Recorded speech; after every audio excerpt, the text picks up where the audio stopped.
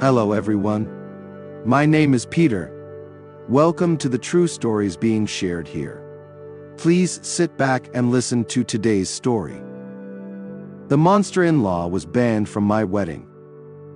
My stepmother, 28M, has been the life of the party ever since she married my father, 49F. She's organized every party and holiday for my dad's side of the family, and as I grew up, I tolerated it for my dad's sake, even though I never really enjoyed it. She was always controlling and irritable if anyone complained about anything. But for my dad's sake, I kept quiet, because according to him, it helped her feel included. I'm set to marry my fiancée Jane, 26F, this July. We got engaged early in 2021, but Jane got pregnant a few months later, and we decided to postpone the wedding to focus on our son for a while. So we've had a long engagement. From day one, my stepmother tried to hijack our wedding plans, complaining, contacting our planner, showing up unannounced at Jane's dress appointments, etc. We asked her repeatedly to stop. My dad wanted us to humor her, but it was clear she was furious about not being the one to organize the wedding or being listed as mother of the groom on the invitations. Besides our little son, we have Luke, 4M, Jane's younger brother. She was awarded custody of him a few months after we started dating, after his parents passed away. I eventually moved in with them when the pandemic hit, and I've been in Luke's life since he was a baby. He doesn't call me dad, but refers to us as his big sister and Ob, but we love him like our own. However, my stepmother hates Luke. She accused Jane of trapping us into the family with a baby, a claim that only got worse after our son was born. My dad is very close to Jane and loves the kids, but my stepmother has forbidden him from babysitting Luke, so we don't often leave the kids with them. Instead, Jane's brother and Sil usually watch the kids for us since their kids are close in age to ours. Last Sunday, we had an event to attend, and my BL was out of town with his family. Jane's other siblings live in a different city, and so do my mom and sister. My dad agreed to babysit at our place, and we left. When we returned, we found both kids crying, my stepmother screaming, and my dad weakly trying to calm everyone down. Apparently, Luke had told my stepmother that both he and our son would be the ring bearers at our wedding, and she went ballistic. She screamed that she wouldn't allow that because he wasn't family. Then she slapped him when he started crying. His lip was split. She'd never reached this point before. We immediately banned her from our home and wedding. My dad was furious and said he wouldn't come without her. He's also convinced half of his family, by downplaying what my stepmother did, to boycott the wedding. This includes my stepbrother, who's fully siding with his mom, no matter how many times I try to tell him the truth. Jane and I are standing our ground, but many of my cousins who aren't coming anymore are asking us to reconsider. Almost all of Jane's family supports us, but one of her aunts thinks that maybe my stepmother is acting out because she doesn't feel welcomed by my family. Honestly, I agree that my family has enabled her behavior. I love my dad and really want him at my wedding, but I'm more than willing to go and see if it means protecting my family. Edit. I think I accidentally deleted the part where I mentioned that we pressed charges. We took Luke to his pediatrician the next day and gathered all the evidence we could. We not only got photos of Luke's face, but by some miraculous stroke of luck, we also got footage from the nanny cam. Some commenters were right to suggest that my stepmother wasn't invited to our home, but my dad hasn't really gone anywhere without her in years, so we prepared for it. We never expected she'd actually do something this awful, but we never trusted her with the kids. The physical attack happened off camera, but there's some footage of her yelling and Luke crying before and after the incident. She now has child abuse on her rap sheet. We're not letting her get away with this. Edit 2. There's a lot of extra info I want to add. I'll try to respond to at least some comments. I didn't expect the amount I've received so far, but all I'll say for now is that Luke is okay. The pediatrician visit happened the next day. He's had a counselor. Jane was quite traumatized when her parents and stepmom passed away, and worried it would affect him, and will continue to receive support. We're also hugging and spoiling him a bit more than usual. He's still sad, but much better. Update 1. 5 days later. I want to thank everyone who took the time to read and / or comment on my previous post. It's been a tough week, but it's been great to know people care. I haven't been able to reply to every comment, but I'll try to address some in this update. This might be a little long. I'll start by saying that Jane and I are going NC with my dad and stepmother. We haven't actually spoken to either of them since the incident, and I have no intention of being the one to reach out. Any contact between us has been handled by my sister. She's fully on our side, but will be going LC for the time being. I've decided to follow Jane's approach to handling people she cares about. Forgive what's apologized for, but never forget. Basically, if my dad or stepmother truly understood what they did wrong and sincerely apologized, we'd be willing to forgive them, even if reluctantly. But we'll never forget, or let them forget, what they did to our family. And for now, neither of them is allowed anywhere near Luke, our son, and any future children we may have, even if we do forgive them. As for the rest of my family, I've read a lot of comments suggesting that I should post pictures of Luke's face, as well as the footage from the nanny cam. I'm not very active on social media, but even if I were, I'm not comfortable exposing my injured preschooler like that, especially since nothing on the internet ever really goes away. I've also decided not to share these pictures with my family, unless absolutely necessary. Perhaps I should mention that, although my family loves my dad, most of them don't like my stepmother much. She had 2 failed marriages before meeting my dad. Her first marriage resulted in my stepbrother, and he cheated on his then-girlfriend to be with her. My family loved that girlfriend and immediately hated my stepmother. Not only has she been controlling and manipulative from the start, but she also tried to insert herself into the matriarch of the family role in any way she could. Taking on the task of planning every family event has been her favorite method because of all the attention and praise that comes with it. The main reason I hated those parties growing up is that she always found a way to make everything about her, even Christmas, my birthday, and my sister's birthday. The rest of the family was neutral about it, but they never liked her. It's different with Luke. Most of my family hadn't met him until the COVID restrictions loosened up, by which point he was 2 years old. He's a bright, really sweet kid, and since there weren't any other kids in the family, everyone immediately started doting on him. From my perspective, my stepmother was angry that Jane and Luke were accepted into my family so easily compared to her experience, and that's why she resents both of them, but I can't confirm that. She's also furious that she's not involved in the wedding at all, aside from not being the planner. She's tried to pressure us into letting her officiate. One of Jane's closest friends was invited to do that role a year ago. Make my stepbrother my best man, he doesn't care, and I already have my best friend. Or have her sister's daughter be our flower girl.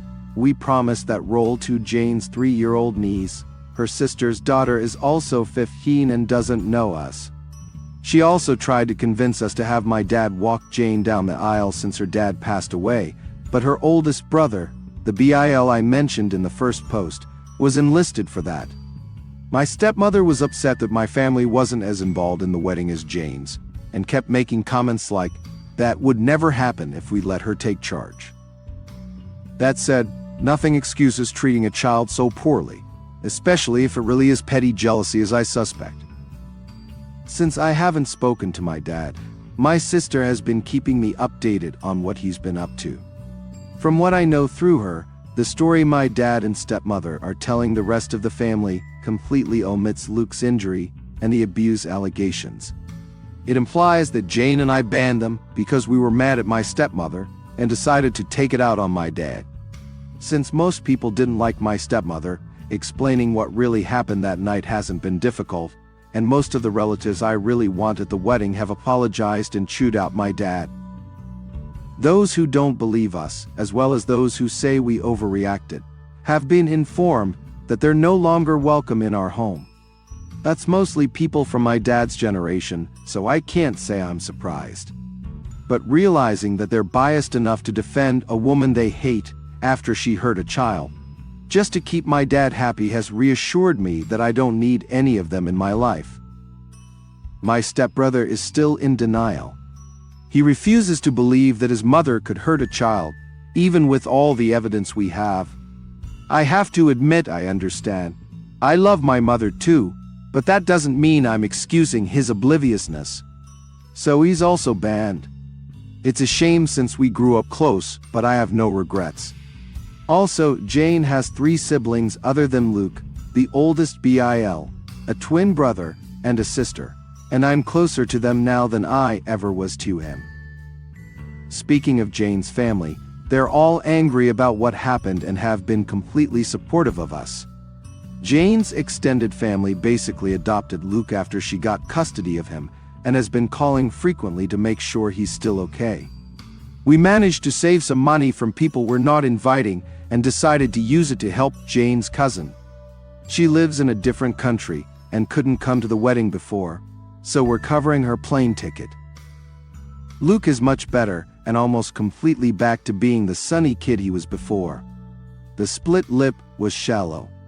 It's healing, but it didn't need stitches. A few days ago, we sat him down and explained that my dad and my stepmother wouldn't be around anymore.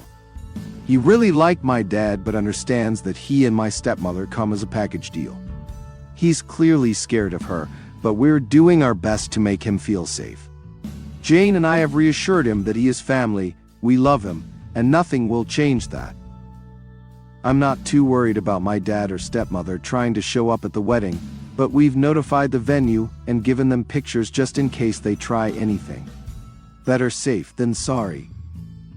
Some people have pointed out that my stepmother is a hypocrite for saying Luke isn't family. I agree, for obvious reasons. Her main reason for most things she does is that she doesn't feel welcomed by my family. My dad has forced me to go along with all her plans by reminding us of that for as long as I can remember. The way he continues to excuse her without realizing that this is essentially a case of the pot calling the kettle black, except Luke is actually family, is what finally made me accept that while I'll always love my dad, it's not healthy or safe for me and my family to be around him anymore. It's heartbreaking to know my son won't have the only remaining biological grandparent in his life, but he's got 2 awesome step-grandparents to make up for that. Right now, I'm sad but satisfied with how things have turned out. I don't like complaining about my life. It's messy, but it's beautiful. I love my fiancé, I love my kids, and I'm lucky enough to love my job.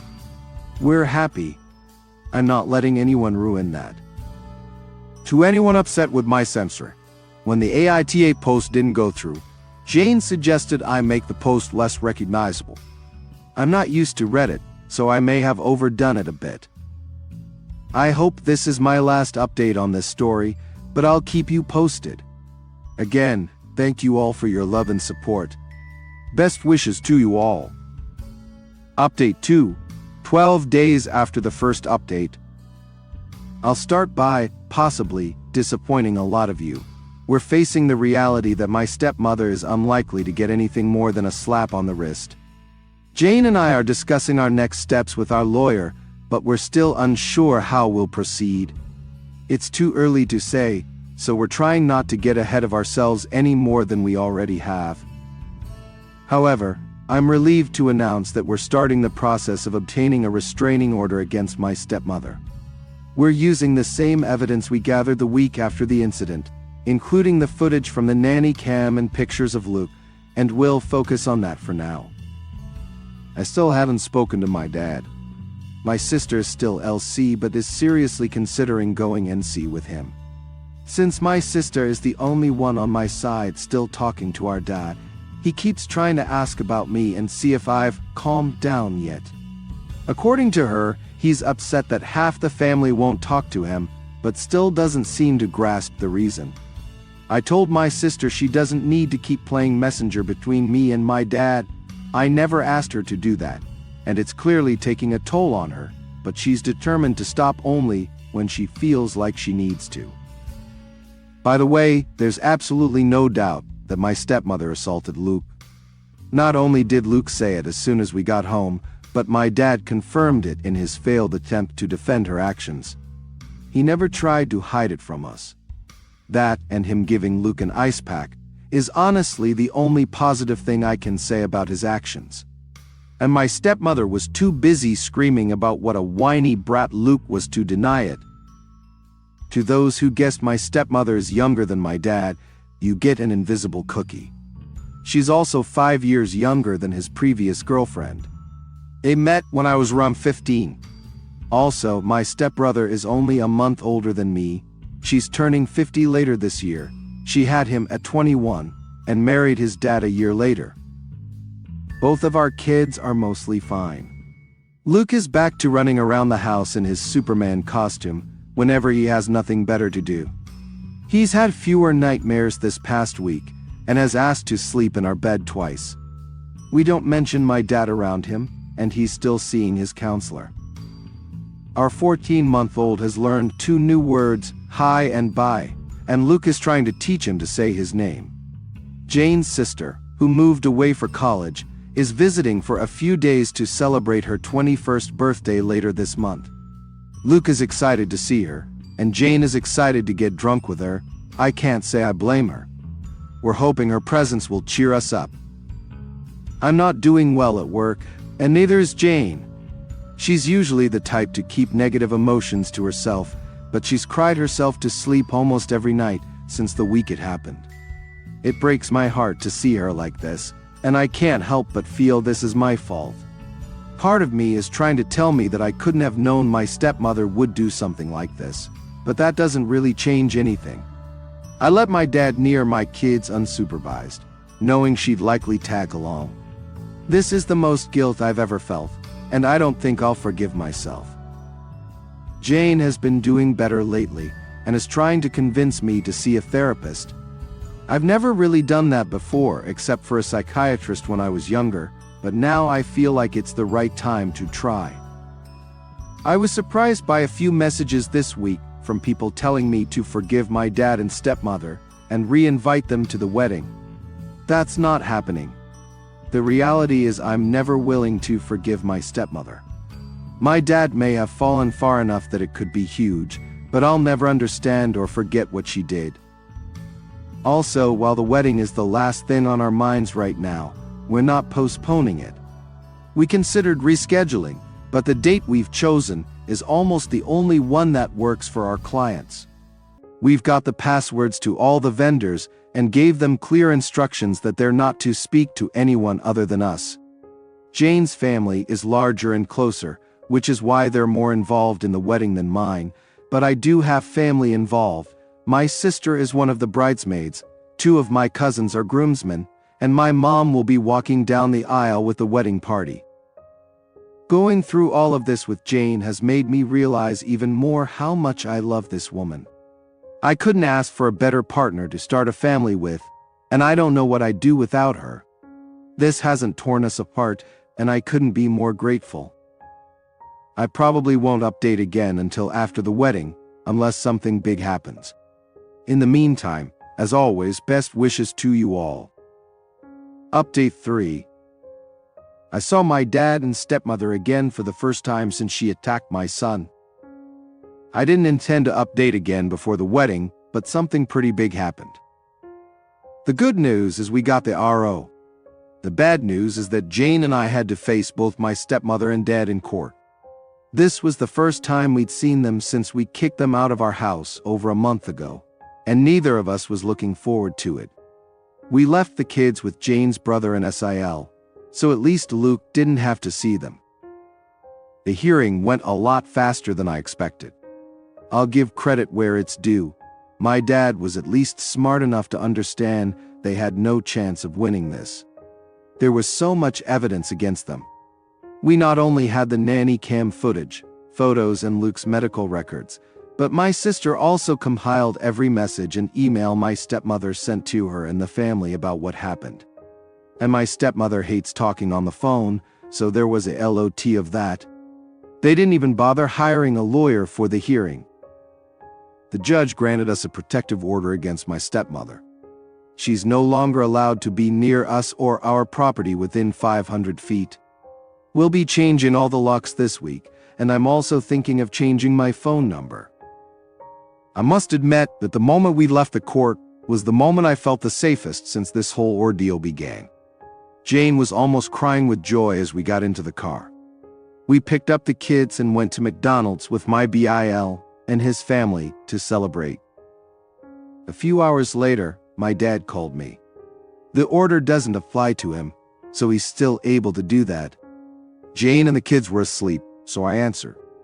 I didn't expect him to have a sudden change of heart and apologize, but I decided to give him one last chance. He tried to start some awkward small talk, but I told him to get to the point. He asked me if the order was really necessary. I made it very clear that my stepmother would never come near Jane or my kids again, and I was glad we got the RO to formalize that. Every excuse he made for my stepmother was pretty easily shut down. Then he continued to prattle on about family, how great my stepmother was, and all she'd done for me and my sister since she came into our lives. I responded by listing every time I could remember her lying, crossing boundaries, or being inconsiderate toward me, my family, or my sister. I dredged up my entire adult and childhood life. Examples included her attempts to hijack most of our milestones, most recently wedding planning, our son's birth, Jane's baby shower, and my sister's college graduation, her obsession with the idea of a perfect family, and her disgusting attitude toward Luke. I also remembered to mention her habit of rummaging through mine and my sister's things when we were kids. That's trivial compared to everything else, but the behavior continued until my sister moved out of their house just 3 months ago. For instance, we're pretty sure she found out about Jane's dress appointment by reading my sister's planner when she wasn't home. Some of the memories I mentioned were lengthy and difficult to explain, but they reinforced the truth that my stepmother meant nothing to me. He tried to make the excuse that she didn't feel included again, but I shut him down. I said that he had the chance to stand up for his grandkids, but he chose his monstrous wife instead, and that was enough to make me not want anything to do with him anymore. I hung up without saying goodbye. My sister told me that he called her afterward, and she told him she was also going NC with him. I think we're both starting to accept that our dad isn't going to change. That's sad, but he's made his priorities clear, and his grandkids aren't among them. That's all for now. While it's still fresh in my mind, I'm thinking of sharing some of the stories I reminded my dad of, but that'll take a while. Until then, as always, best wishes to you all. Update 4. After over 2 years of engagement, Jane and I finally got married last Saturday. We're still getting used to calling each other husband and wife, but we'll get there. Hopefully. The wedding was amazing. The kids had fun, our extended families finally met, and we danced so much I could barely stand the next day.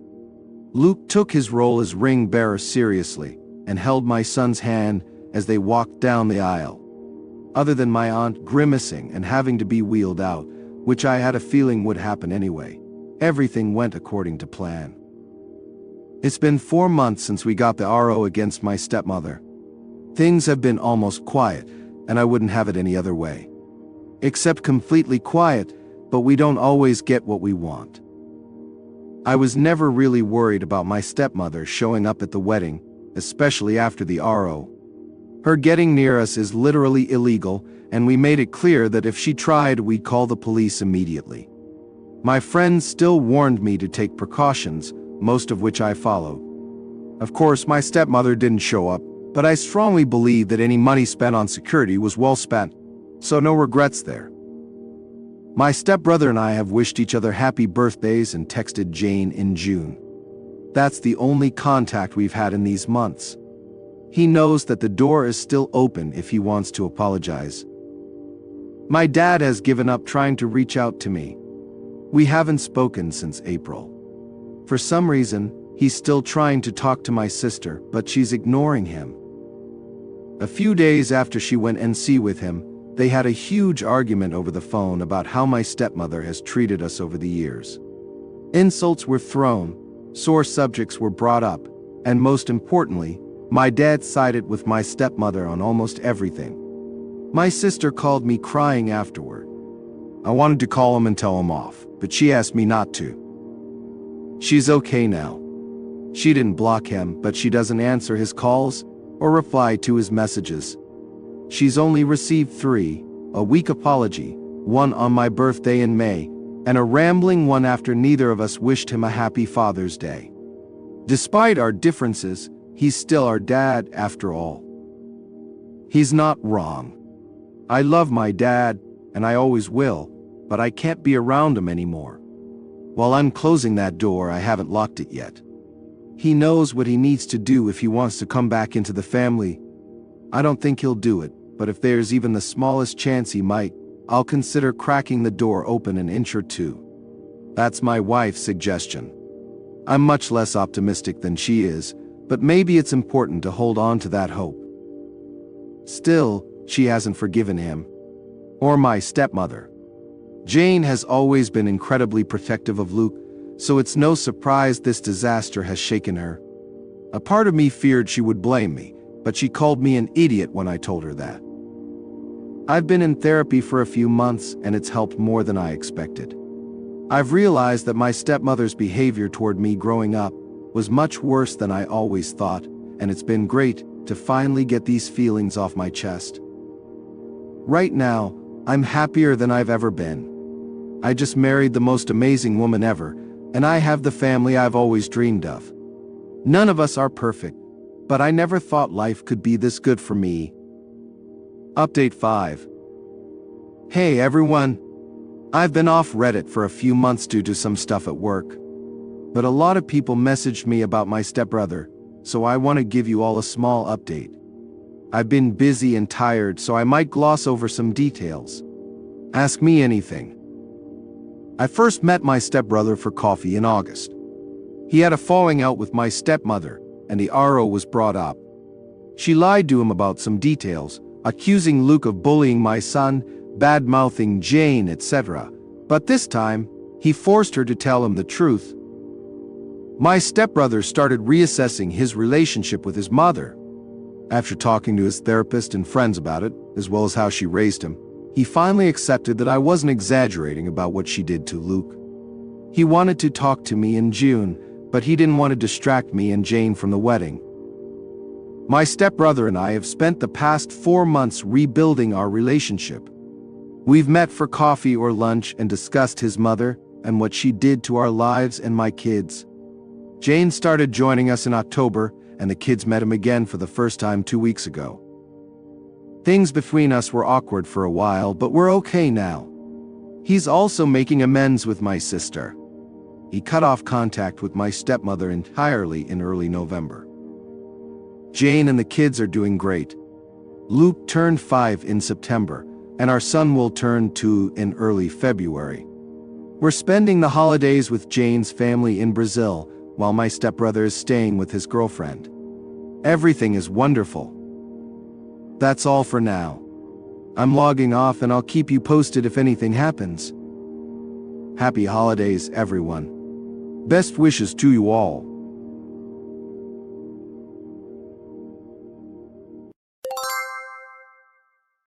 Hello everyone. My name is Peter.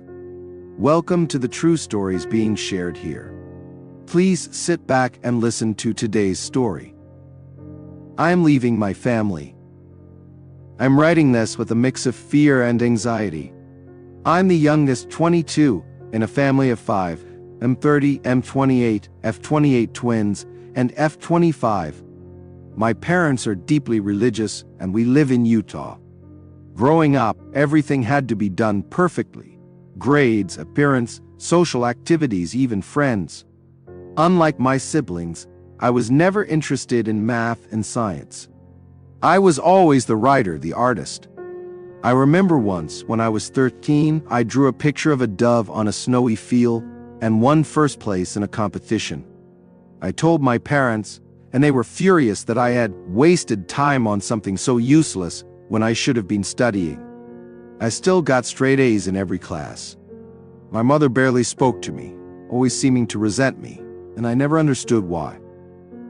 My father burned the drawing to remind me of what was truly important before confiscating all my art supplies until I became more responsible with my time. I can remember it being this way for as long as I can recall. I worked full-time and started working at McDonald's at 15 to save every penny I could. My father took half my paycheck as tithing to teach me what it meant to be an adult. I applied to several colleges, but my parents told me they wouldn't support my tuition like they did for my siblings, because they believed sending me to college would be a waste of money. So I snapped. I was tired of being the black sheep just because I liked art more than math and science. And then I overheard them talking when I woke up in the middle of the night about the perfect man they had found who was willing to take me in. Through our church. I was terrified, so I'm leaving. I've saved up a decent amount of money, and I'm leaving the country. I've secured a remote job doing freelance design, and I've had my passport since I was young because our family used to travel abroad for vacations. I'm not taking anything but a change of clothes, my laptop, and the important documents I took from my father's office. I've booked a flight that leaves in 5 hours, and I'll never come back. I'm not even taking my phone because I need a new number anyway. My best friend, God bless her, has set everything up and has everything ready because I couldn't give my parents any warning. She also snuck out some of my more important things that I couldn't keep at home. She's parked down the street, and I'll bring my small suitcase to her. I don't know how they'll react to this, and I'm scared they'll try to pull me back or hunt me down. They've been asleep for over an hour, but I'm too anxious to sleep. I don't know if I'll be able to update, but I just hope they don't stop me. Update 1. Oh, so much has happened recently that my head is spinning. I'll start with the good part of the update, before moving on to the less enjoyable bits. So I was advised to remove the destination from my post, so all I'll say is that I'm currently in South Africa, and it's amazing. The food is incredible, and one of the posters here messaged me, suggesting I try a bunny chow, an authentic curry in a bread bowl, and it was phenomenal. I've been chatting with a hotel employee who is about my age, and we've really hit it off. She took me to a local mall to buy some new, better clothes. At least I'm used to wearing skirts, so that doesn't bother me, and they're so light and airy, unlike many of the heavier fabrics in US skirts. She also told me to always shake out my shoes every morning, just in case. I've started looking for apartments, and they're shockingly affordable, almost absurdly low compared to the sky-high prices in the US. Like $81 and for a studio with a loft and kitchenette. So, yeah, housing won't be an issue, and shopping for a home is kind of strange. For myself, after always living with my parents. Now on to the less pleasant part. I finally opened the emails and decided it was best to deal with them. My father's email was full of rage. There's no other way to describe it. He said that by irresponsibly running away like I did, I cost them a friendship with the man they had arranged for me. He never admitted that they basically sold me off to a 53-year-old man. My father said that because social ties had been damaged, and they'd been embarrassed by my actions, I owe them around $85,000 and in compensation. He also claimed he would take me to court if I didn't pay the full amount within 30 days and return home because clearly I can't be trusted. I plan to ignore it because I believe he's bluffing. He ended his email/tirade with, "You belong to me, and I will not tolerate such defiance when we have provided you with a roof over your head and cared for you your entire life. You have never been the child we expected. It's time for you to make up for your shortcomings. I expect you home within 2 weeks." Yeah, no. My siblings' emails were basically carbon copies of my father's, chastising me for throwing our parents' efforts in their faces, before running away like a coward who doesn't want to face the consequences of my actions. I skimmed through them honestly before deleting them. Nothing I didn't expect. However, my sister-in-law, married to my oldest brother, sent her own email before asking me not to reply because she would erase all signs that she'd sent it from her end. She congratulated me for stepping out on my own and escaping my parents and their demands. She said she didn't have the willpower to stand up to our parents when they essentially promised her to my brother. This made sense as I remember they met and married within 6 months, and even then I thought it was odd. She begged me not to return and not to respond. That's it. Honestly, I'm a bit worried because I believe her, and I'm sad that she's stuck like she is. The last email was from my best friend. She said that the morning after I flew out, my parents showed up at her door demanding to see me. Apparently, they believed I was hiding out with her. They wouldn't leave, screaming that I should stop pretending I wasn't there. The police were called. It was loud enough, but they only had a brief chat with my parents before letting them leave. This really angered my friend, who wanted them arrested for threats and trespassing. The police simply stated that there was no behavior warranting an arrest and charges. Before leaving, she doesn't know when they realized I wasn't at her house, but thankfully they haven't returned. However, word has spread about me running away from the safety of my parents' home, and that they want me to return because they're worried and afraid of what might happen with me out in the world alone. The church ward actually conducted a search around the area to find me. I don't know what they'll do from here, but they don't know I left the country, let alone the state. My friend has no intention of telling them, and neither do I. As far as I'm concerned right now, they can wonder forever. I don't think I'll be giving up my US citizenship because there might come a day when I need it, and it's better to be safe than sorry. But I have full plans to gain dual citizenship as soon as I can. That's it for now, nothing else yet, but if anything changes I'll let you know. I want to thank all of you for your comments and private messages.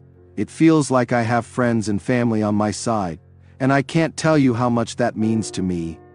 Truly, thank you all. Update 2. So much advice and support from everyone, I can't thank you enough.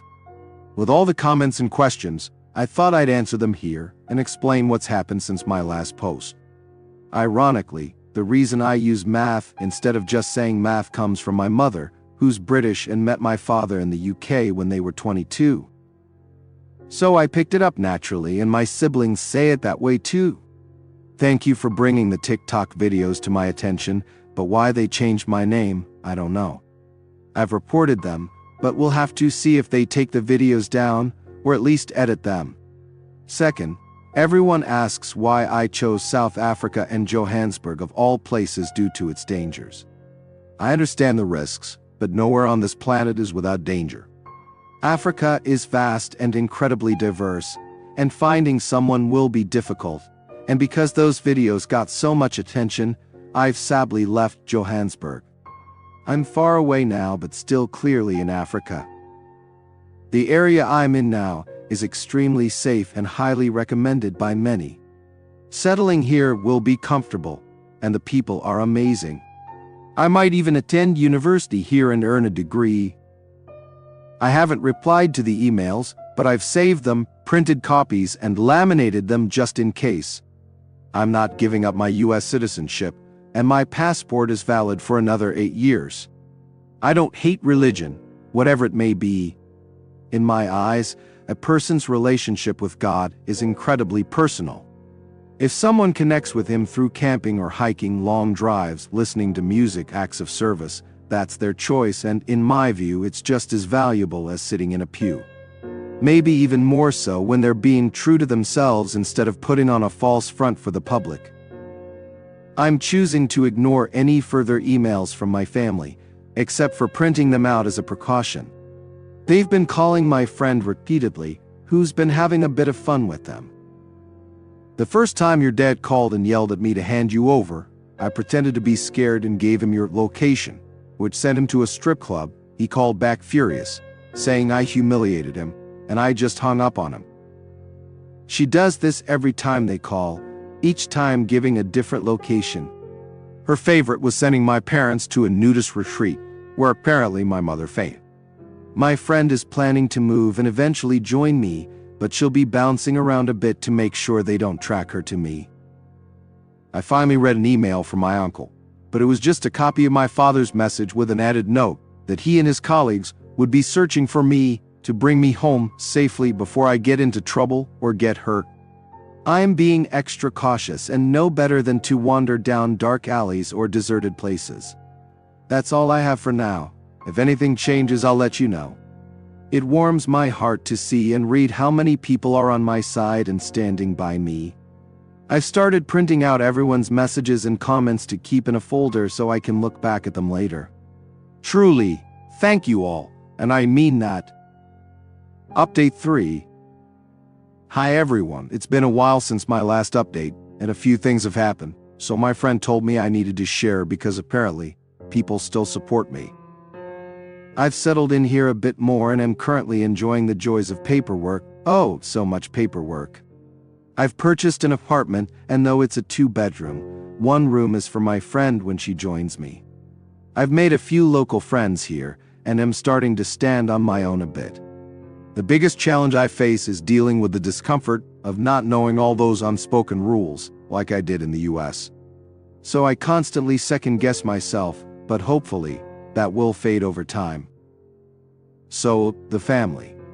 My family has figured out that I've left the state. How they did that, I'm not sure. However, they seem convinced I'm still on the continent of the United States. My friend is an artist who does caricatures, and while she doesn't make much, she makes enough to live comfortably. She's about to leave, and decided to send my parents a farewell gift. She didn't tell me about this until recently. She spent hours carefully drawing my parents as they visited each location she sent them to, including their reactions, and each scene ended with the phrase, "Obeyed, obeyed, obeyed, that's all folks." Sadly, I've never seen those Looney Tunes. When naming it, she said she portrayed my father as a coyote. I'm still not 100% sure what that means, but she says others will get it. She's ordered me to watch it. Maybe someday. She'll be joining me around October 9th after taking a few detours. Everything she hasn't sold has been placed in secure storage, including the things she's been holding for me. The biggest revelation came after my father. He seems to have broken down after I never responded to him. He got into a fight with my mother at church and spilled a lot of things. Among them, according to some, was that my mother had cheated on my father, which resulted in me. I guess that's why she never liked me, because I was a reminder of her mistakes. My father took her back despite that, but there it is. It caused a big stir in the war, and meetings have been held, though obviously, I don't know what was said or done. I may never know, honestly. I'm trying to move on, and even thinking about getting a tattoo. Part of me really wants to, while another part points out that if I change enough and my father finds me, he won't want me anymore. That's really all for now. I'm not sure if there's anything else to share, but if anything happens, I'll let you all know. Thanks for all the messages and comments. I've read every single one. And it means more to me than you'll ever know. Update 4. Hi everyone. Sorry this update took so long. When my friend arrived, things got really busy.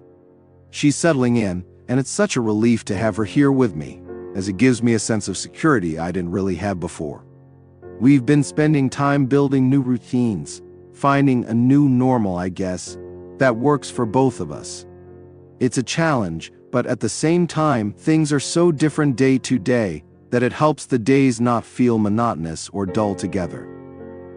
One of the older neighbors I've been talking to a lot since I moved here invited both of us to spend Christmas with her and her family. They're having goat meat as the main dish, which is a bit different, but I'm really excited to try it. It's strange not seeing Christmas trees everywhere, but it's still a new thing, so it's not as widespread here. But her granddaughter is teaching me and my friend some dances we'll be doing, as Christmas here is more like a festive party and gathering, rather than a slow day focused on gifts. Oddly enough, Even in my family, we only ever got 3 gifts each. One for the body, one for the mind, and one for the soul to honor the Holy Trinity, according to my parents. Last year, I think I got a new Sunday dress, a physics textbook, and a new journal to write scripture in. After opening gifts, each of us would return to our rooms until dinner was ready, usually prepared by my mother and me. However, here, they're planning to do our hair, have dancing and music, along with food and laughter.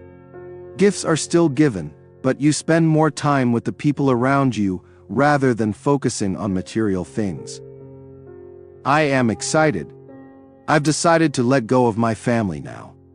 I've gotten so many questions about why I haven't reported or confronted them, and the answer is simple and might seem a bit childish, but the thought of facing them like that terrifies me. I don't want to be near them, talk to them, or think about them. I'm genuinely scared that trying to bring justice will only drag me back into the mess I ran away from. I'm 22, but I'm so afraid of my family. So I'm not doing anything to them. I just want to pretend, even for a little while, that my life isn't chaotic and messed up, if that makes any sense. I don't know where I'll be a year from now, but somehow, that thought doesn't scare me. I'm happy, truly happy, and excited to see where things go from here. Thank you, everyone. I really mean that.